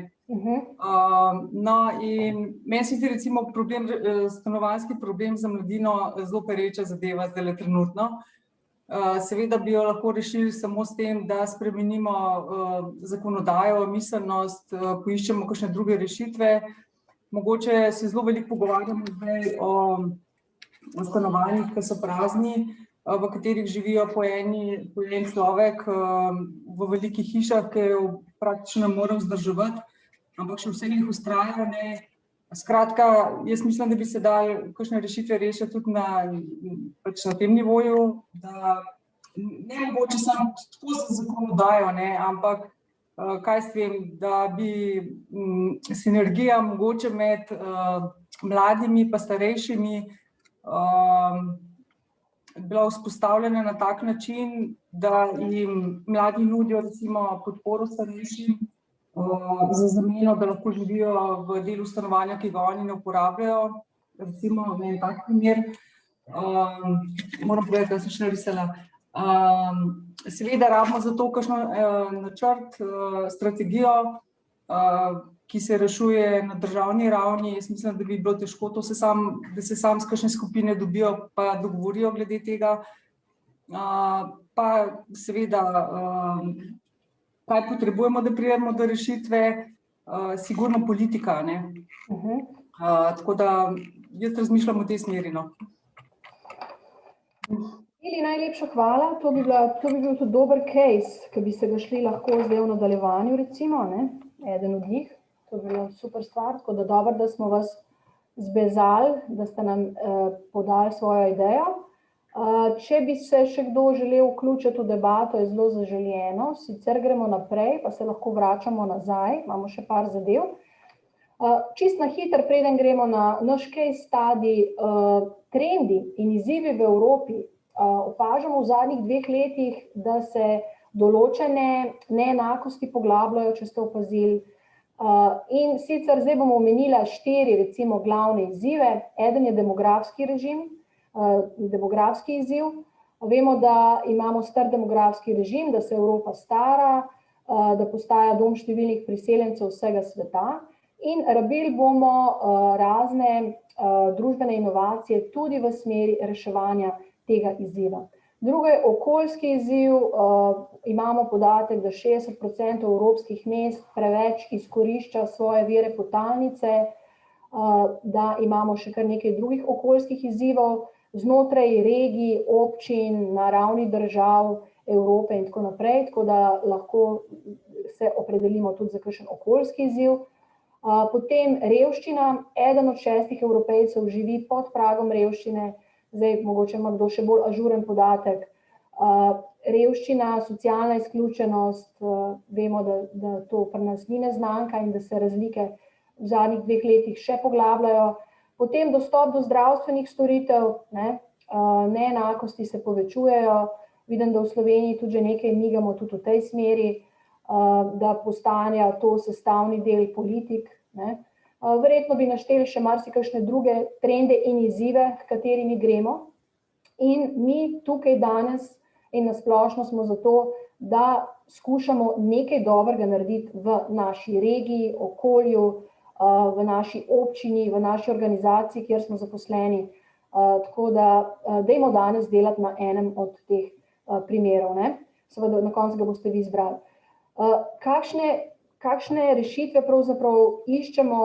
Rešitve za brezposelnost, ki se je v času pandemije še povečala, rešitve za lažji dostop do zdravstvenih storitev, rešitve, ki jih potrebujemo glede staranja prebivalstva, tudi vi ste na začetku že omenili grajenje domovov za ostarele, komunikacija s starejšim prebivalstvom. Tukaj potrebujemo rešitve v smeri klimatskih sprememb, varnosti hrane, se pravi ekološko pridelana hrana, lokalne proizvodne, pitne vode in tako naprej, ne. Zdaj, kdo so potencialni deležniki? Vi boste naslavljali svoje deležnike, to so recimo lahko upokojenci, recimo prenos znanja starejših na mlajše, kot en tak primer, Zavod Y se je s tem veliko ukvarjal, potem mladi, ki zapuščajo ruralna okolja, kmetije ostajajo prazne, kako jih zdaj zadržimo, potem delovno aktivno prebivalstvo so lahko deležniki, prej smo imeli recimo en tak primer, najem kolesa namesto uporabe osebnega avtomobila, ne, s tem prispevamo tudi k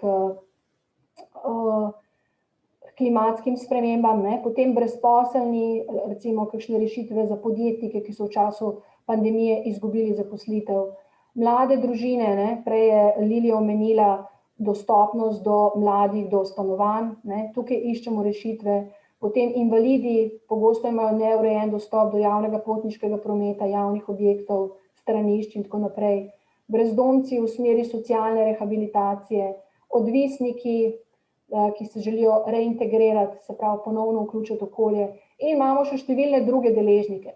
Zdaj sem jih samo naštela, da vam malo osvetlim, kdo so lahko vse potencialni deležniki, vi boste zase povedali, koga bi vi izpostavili, ne. In zdaj, ko gremo na konkretne zadeve, bi šli na konkretne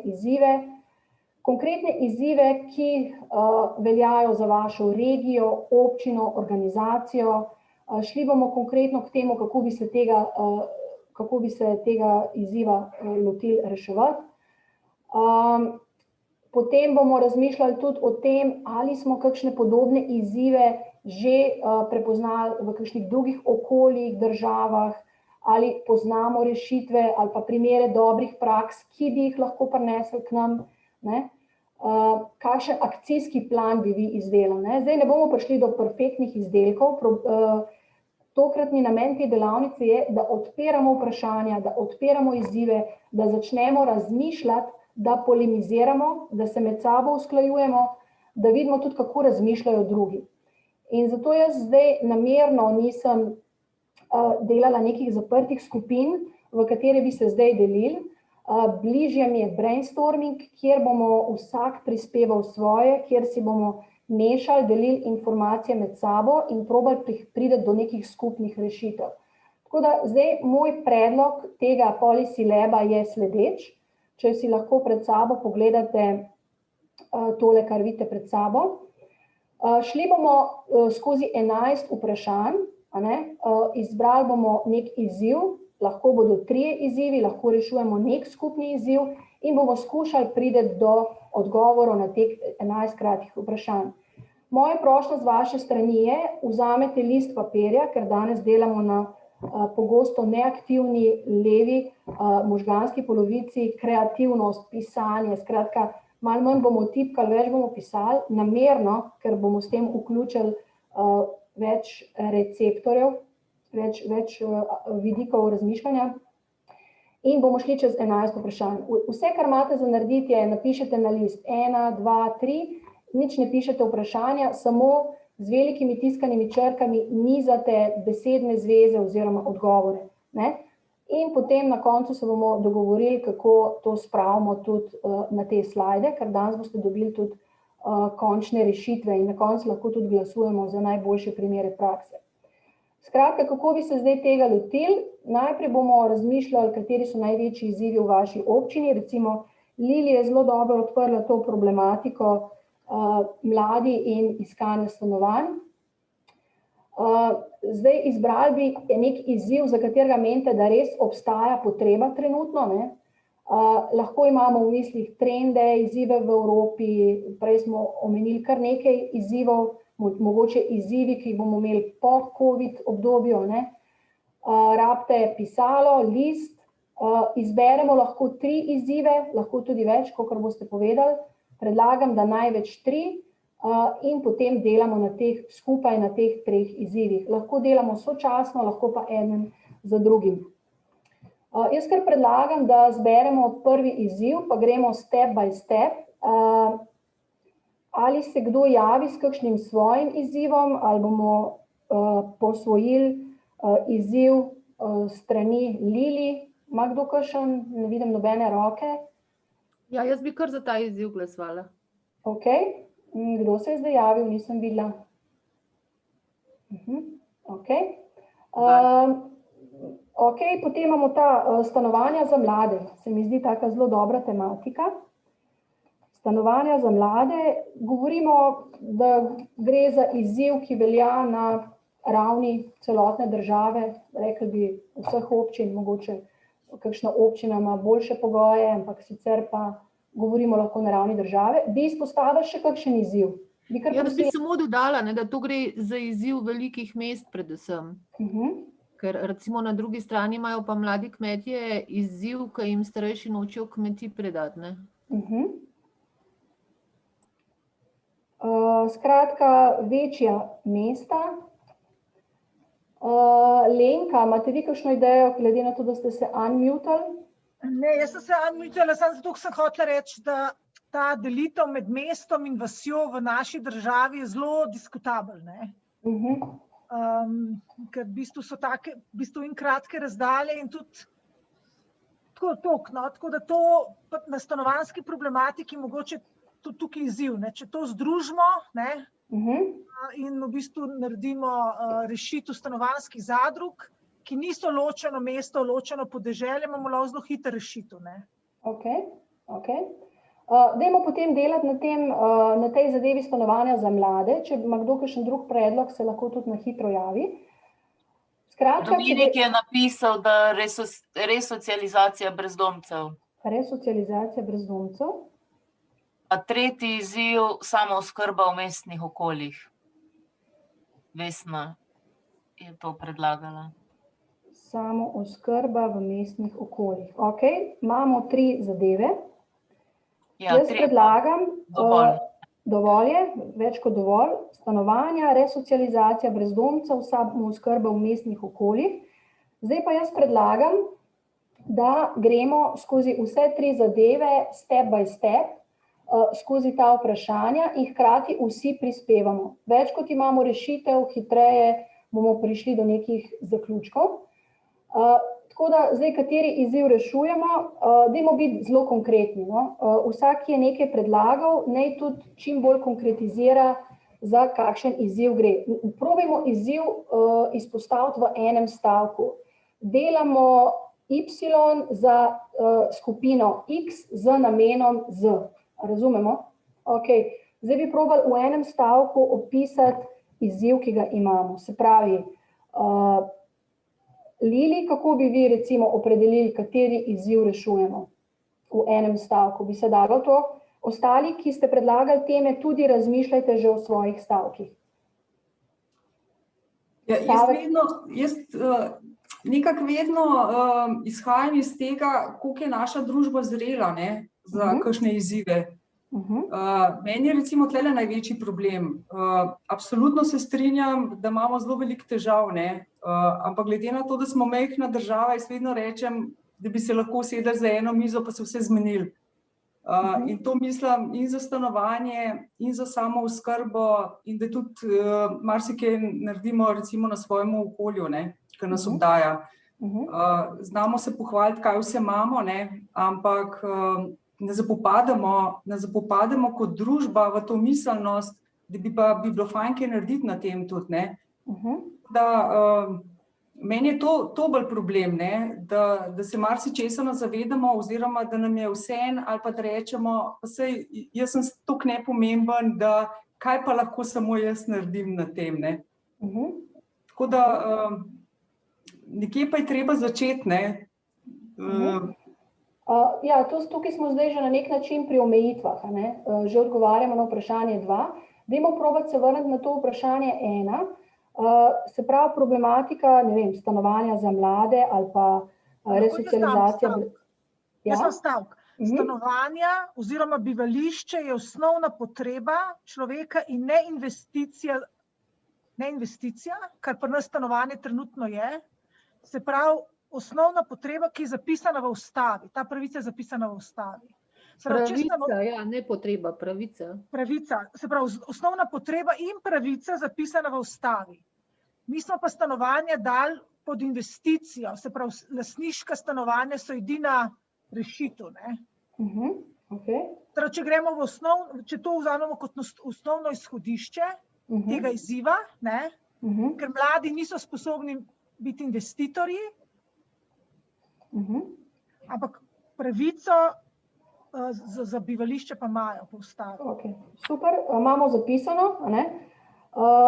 Gremo zdaj na resocializacijo brezdomcev. Bi se prosim javil tisti, ki je to predlagal in skušal v enem stavku zamejiti, recimo, kateri izziv rešujemo. Ja, jaz sem to napisal, Dominik.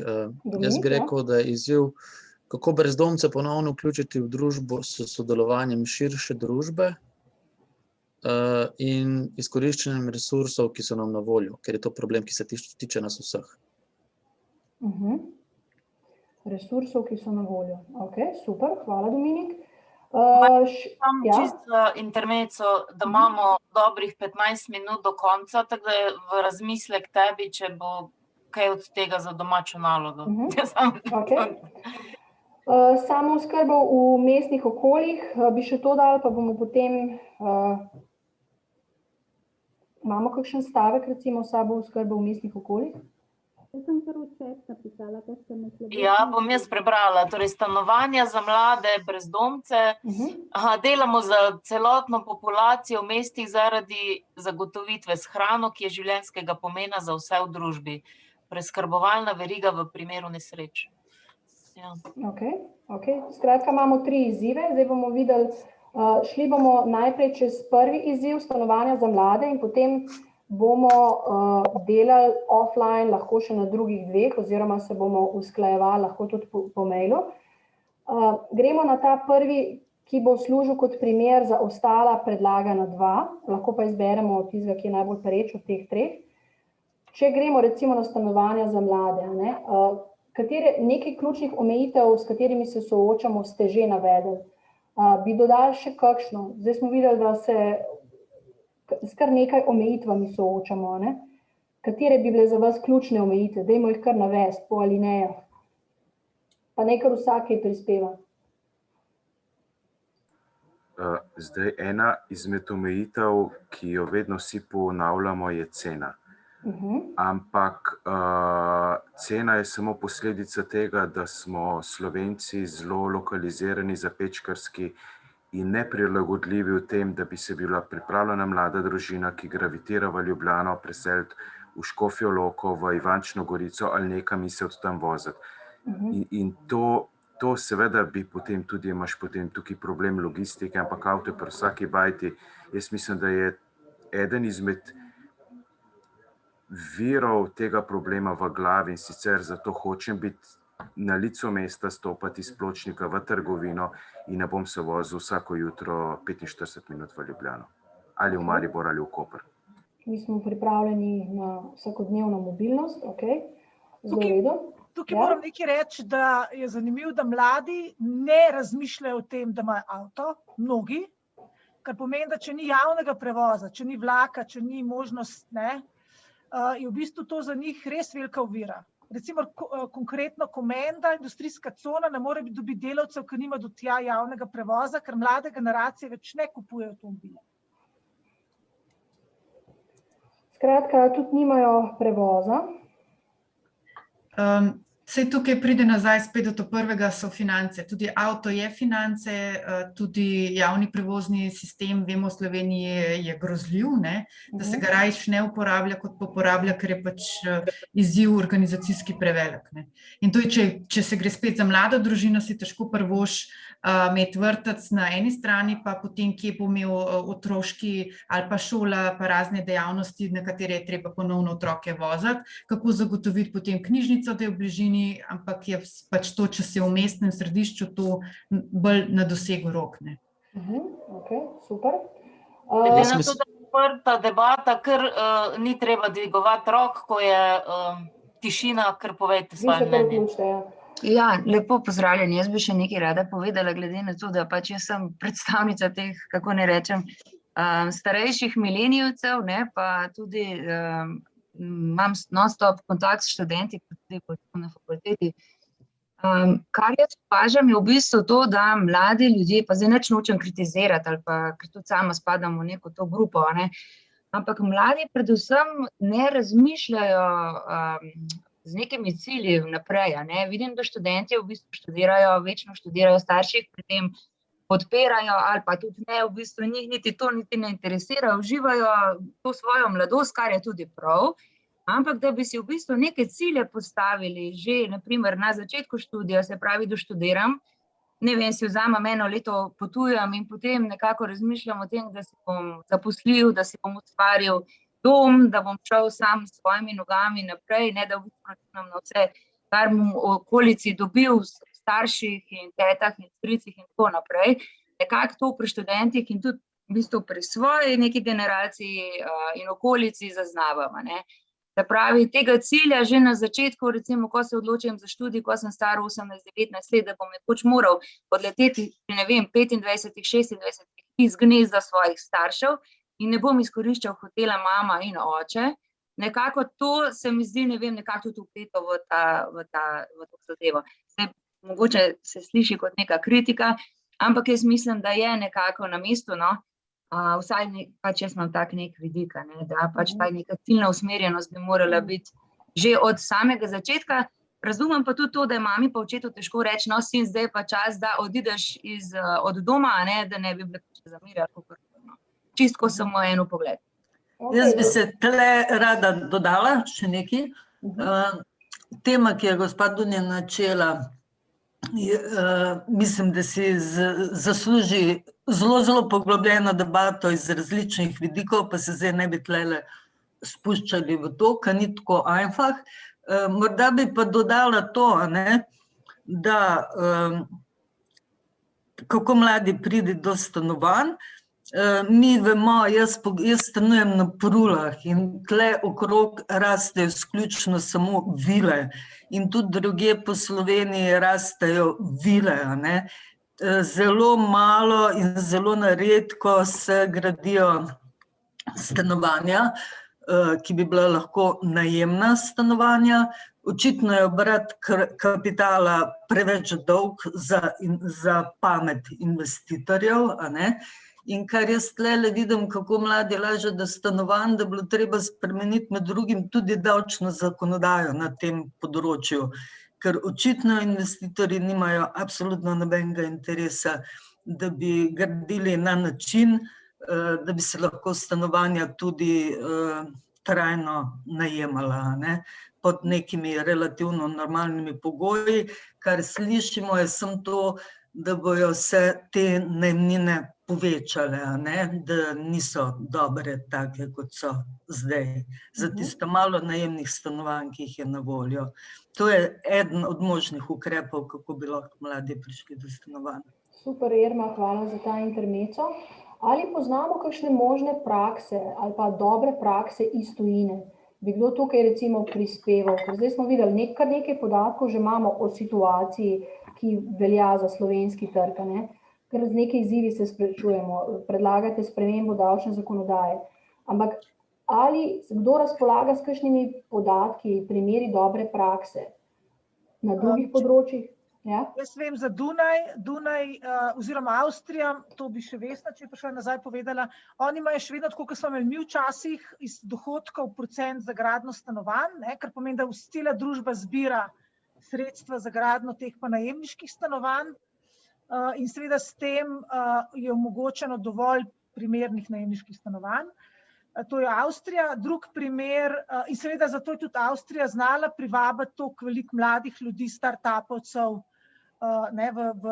okoli Dunaja in vzela Berlinu to mesto. Druga stvar, ki je, mislim, da Nizozemska ali Belgija, tisti študenti, ki grejo stanovati od doma, že v času študija dobijo višjo državno štipendijo, ne, se pravi, da država zahteva, da grejo ven iz tega mama hotelov. S tem seveda potem oni tudi pridejo do te pa samostojnosti, do teh ciljev, o katerih je prej govorila Dunja. To sta dva, no. Zelo v redu, najlepša hvala. Katere deležnike bi morali vključiti pri reševanju tega izziva? Koga bi vi zdaj kontaktirali, kako bi se tega step by step lotili? Prej ste že omenjali davčno zakonodajo in tako naprej. Kar nekaj zadev, kar nekaj deležnikov bi morali nagovoriti. Kakšne ideje?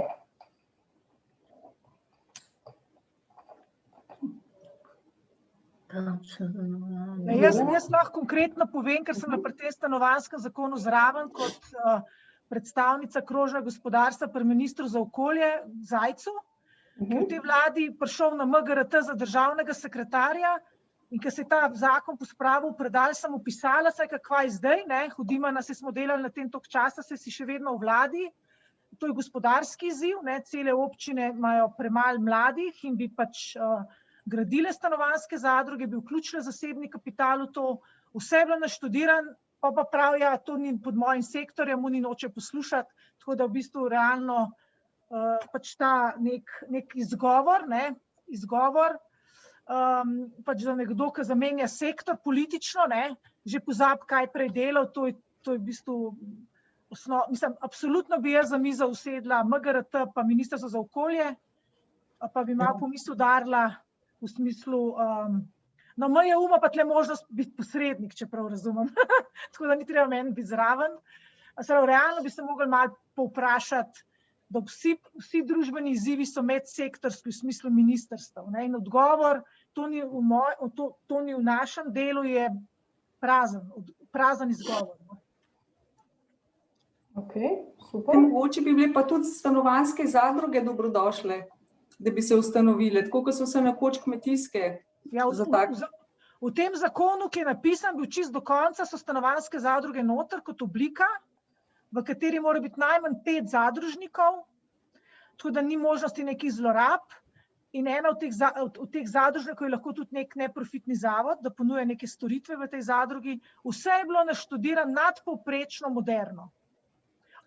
Lenka, je ta dokument še kje na voljo ali je zaupne narave? Ne, zaupne, če je bilo že v javni obravnavi. Vse je na spletu. No, pa če imaš link, bi ga jaz lahko potem delila kot follow-up z udeleženci. Ti gov.si strani tako zginevajo, da včasih tudi dokumenta več ne najdeš, ampak ga bom najdla. Ja, se je smisla, da ga imaš ti kje v računalniku. Sigurno ga bom tudi, no, sigurno. Ampak tukaj vam hočem povedati, da je ta stanovanjski zakon, ki se bil nek družben konsens, ker smo nevladniki zelo intenzivno lahko zraven sodelovali in vse deležnike, v bistvu postopek iz strani javne uprave je bil narejen tako, kot participatorno, in realno bi bil primer, s katerim bi mogla, javna uprava lahko dokazala ta svoj trajnostni pristop. Kako bi se potem lotili komunikacije s pomembnimi deležniki? Kako bi se step by step tega lotili? Imate kakšne ideje? Ja, če bi vzeli vlogo mediatorja, pristop mediacije, pa bi dali za mizo ministra za okolje, gospoda Vizjaka, ki je nažalost moj letnik, pa državnega sekretarja z MGRT-ja, gospoda Zajca, pa finančnega ministra, bi se dali v bistvu, po moje, v 2 urah ugotoviti, da ni hudič tistih, pa je nekih 18 milijonov evrov, ki je bil neka finančna posledica za državni proračun, lahko nekaj najdemo, če ne pa lahko natiskamo ta denar. Kako bi pa mi? Stanovanjski sklad, Ne, stanovanjski sklad je v bistvu bil zainteresiran, ampak ni tle. Tle v bistvu Ministrstvo za finance mora dati zeleno luč. Ja, ne kot partner za podporo, mislim. Se najbrž je stanovanjskemu skladu interesu. Mislim, da bi skupnost občin Slovenije bil deležnik zraven, župani bi bili zainteresirani za to. To pa sploh, ja. Okay. Kako bi vedeli, kdaj smo uspeli, kaj bi bil rezultat, kakšen je kriterij za uspeh? Ta zakon bi bil sprejet, kar pomeni, da bi pravno, formalno se lahko začele ustanavljati stanovanjske zadruge. Bila bi ustanovljena javna najemna služba, da bi zasebniki lažje oddajali bolj varno oddajali nepremičnine, ne, ker zdaj se mnogi bojijo oddajati. To. In razvile se bi skupnostne storitve, ki bi omogočale, da bi iz teh stanovanjskih skupnostih lahko bivali starejši, ne, ali pa mlade družine, v glavnem druge stvari se bi še zraven pa razvile za to sobivanje. Ne. Okay. Je kdo tukaj, ki bi z nami delil, kakšna se mu zdijo možna tveganja, kaj bi šlo lahko narobe? Neinteres. Kako? Neinteres. Neinteres. Strani koga? Ja, absolutno vseh deležnikov, ki jih je Lenka naštela. Ja, predvsem pa gradbeni investitorji, no, tukaj ne smemo biti naivni, mislim. Ne, to bo močen in krut politični boj. Ne. Ja, zdaj mi smo imeli prvi na svetu stanovanjsko komunalno banko ob času prejšnje ene krize, ne, kjer v bistvu smo rešili takrat situacijo. Podobno smo imeli zdaj, ki je nastajal DUTB, isto predlog in smo ga tudi pisno dali, da bi te stvari, ki so v DUTB-ju, šle v to stanovanjsko komunalno banko. Ne. Se pravi, realno smo bili inovatorji na področju teh problemov v svetovnem merilu, tako da v bistvu lahko iz svojih minulih rezultatov potegnemo ven. In stanovanjske zadruge so bile še leta 90 pri nas. Ja, morgle. Se pravi, gradna, jaz kot Jazon D8 kupila terminalsko mrežo od stanovanjske zadruge, ki so jo ukinjali. Tako da to je... Se pravi, če imamo mi še spomin, da smo bili tako organizirani, ne, bi lahko, mislim, ta neinteres hiter, če bi pokazali politikom, da je to pač nujno, ne, mi kot volivci.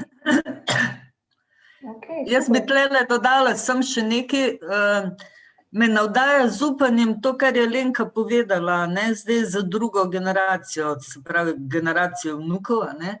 Ta generacija naših otrok je pač neke vrste baby boom generacija in je zelo, zelo individualistično usmerjena. In s temi nekimi porivi, s tem nekim načinom je zelo težko zadružno kulturo furati, ne. Medtem, ko ta naslednja generacija, tako kot je Lenka omenila prej, ima pa veliko večji potencial, da zajaha tega konja, če bo do realizacije pač tega prišlo. Pravičujem, Irma, s to analizo se ne strinjam, lahko pa greva na kavo. Ja, v redu, Barbara. A s to analizo, da je ampak meni to faksi pravijo iz različnih faksov, da je tale generacija naslednja veliko bolj sodelovalna in da so zelo velike razlike med posameznimi generacijami. Barbara pa Irma, zelo zanimivo je, da vnuke dobivamo v različnih starostnih oblikah, ne? Zato so na istem valovni dolžini, ne? Če govorimo o novi generaciji, jaz pravim tisti, ki so zdaj stari pod 30 let. Te so že sodelovalni. Ja, o tem jaz tudi tako. Ja, ne tako, da ne bi zdaj govorili, ker te premiki so časovno lahko zelo hitri. Ne tako kot včasih, da je generacija 20-30 let. Zdaj so generacije na 2-3 leta menjajo. Hitreje gre kot včasih. Ok, super, vidim, da se je vroča debata razvnela, da bi rabili vsaj še 1 uro. Mogoče še za zaključek možni viri financiranja. Kako se vam zdi, s kakšnimi sredstvi razpolagamo, kakšne prihranke bi lahko za ta namen ustvarjali? Že kaj imamo, pa ne vemo, da imamo. Kaj je dobra praksa iz tujine? Bi se kdo tukaj vključil? Mislim, mi imamo sredstev lastnih kot narod, prihrankov ogromno, ne, par milijard. Zdaj, ko bojo to ležernine v bankah, ne, začeli pa računati, seveda ne moreš pa ti investirati teh svojih prihrankov preveč, ko se reče, nevarno, ne. Risk management, zato ta stanovanjski zakon bil toliko pomemben, ker je tudi to noter urejo, to investicijski del, da tiska investira, ne, da mu država tukaj drži kontrolo, ne, da ga pač ne bo nekdo zlorabil, ne, ker tukaj se potrebuje neka javna služba. Ne? Tako da denar je dovolj, nepremičnin praznih je dovolj, se pravi kapitala, znanja gradbenega je dovolj, gradbenikov kljub vsemu dovolj. Tako da jaz mislim, da je res stvar volje. Volje, ja. Pilota, ne? Super, zelo ste bili aktivna skupina. Jaz imam zdaj en predlog za naprej in sicer jaz bom zdaj izdelala 3 dokumente v Google in jih bomo šerali vsem ostalim preko maila. To bodo odprti dokumenti, ki jih bomo vsi skupaj sokreirali. Tako da jaz predlagam, da greste vsi, dostopite do teh dokumentov in vsak lahko noter, tisti, ki imate Gmail naslov, dostopa do tega. Dokument bo rastel, nastajal, odprli bomo pa vse 3 problematike, ki ste jih izpostavili, stanovanja za mlade, resocializacija brezdomcev in samooskrba v mestnih okoljih. Skratka, delali boste na dokumentu, za katerega ste najbolj angažirani in potem lahko preko maila tudi delimo te rezultate. Že danes bomo imeli pa rezultate od tega, kar smo danes delali, popis vsega, kar smo ugotovili. Če ste za ta koncept, potem lahko nadaljujemo offline prek teh dokumentov, delili bomo dostope do teh dokumentov in se potem debata nadaljuje in tudi vidimo, kako neka ideja ali pa pereč izziv raste v praksi in tudi vsak prispeva neke svoje rešitve. Tanja, se ti zdi to smiselno? Ja, vsak dan tudi pošljem follow-up mail, bom tudi za ta namen, bova z Majo oblikovali neka pravila pa en timeline, tako da bomo vedeli, kaj se pričakuje in dokdaj in kaj bo končni rezultat. Tako da bo neke vrste domača naloga.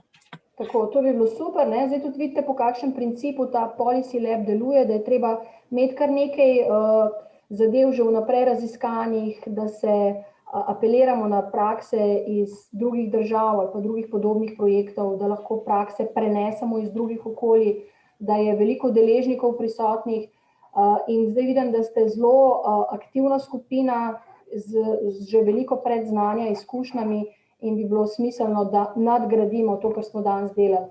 Tako da jaz se vam v tej fazi zahvaljujem, ker ste tako aktivno sodelovali. Moram reči, da ni vsaka skupina tako aktivna, dostikrat naletimo na ljudi, ki so bolj tiho kot ne, vi ste bili pa danes glasni, jasni, skratka ste izražali svoje stališče, kar je v takih delavnicah zelo zaželjeno. Če imate za konec še kakšno vprašanje, mene je Tanja že na začetku opozorila, da ni zaželeno, da prekoračimo ta čas, zdaj smo že 5:12. Na koncu te predstavitve je na voljo tudi mail, tako da mi lahko tudi pišete za vsa vprašanja, predlagam pa, da res kreiramo te skupne 3 dokumente, za katere vam bomo poslali povezave. Jaz bi rada nekaj povedala, namreč tisti, ki ste se direktno meni prijavljali, ste sigurno dobili tisti mail, katerega sem omenila, pa Janez ravno povedal, da on ni dobil. Vi ste se prijavili preko Oliverja iz inovativni.si, ker jaz sem to poslala njemu, on bi mogel preposlati vam. Bom pa zdaj preverila, če ste se tle v chatu upisal in mi posredoval mail, vas bom jaz dala na lastno listo, pa vam bom preposlala včerajšnji in potem, ko pošljem današnjega, še današnji mail z vsemi gradivi. Ker včeraj sem poslala PPT prezentacijo, pa te murale, na katerih smo delali, tako da je bilo kar nekaj materijala. Okay. Jaz se vam zahvaljujem, da ste vi danes prisotni in upam, da se še kdaj srečamo. Predlagam pa, da res sodelujemo še naprej znotraj teh dokumentov, ki jih bomo kreirali. Prav, hvala Maja, hvala vsem danes prisotnim. Jutri imamo temo merjenje družbenih učinkov. Zelo bo zanimivo, smo tudi večkrat o tem zdaj v zadnjih 2 dnevih govorili, tako da upam, da se vidimo tudi jutri.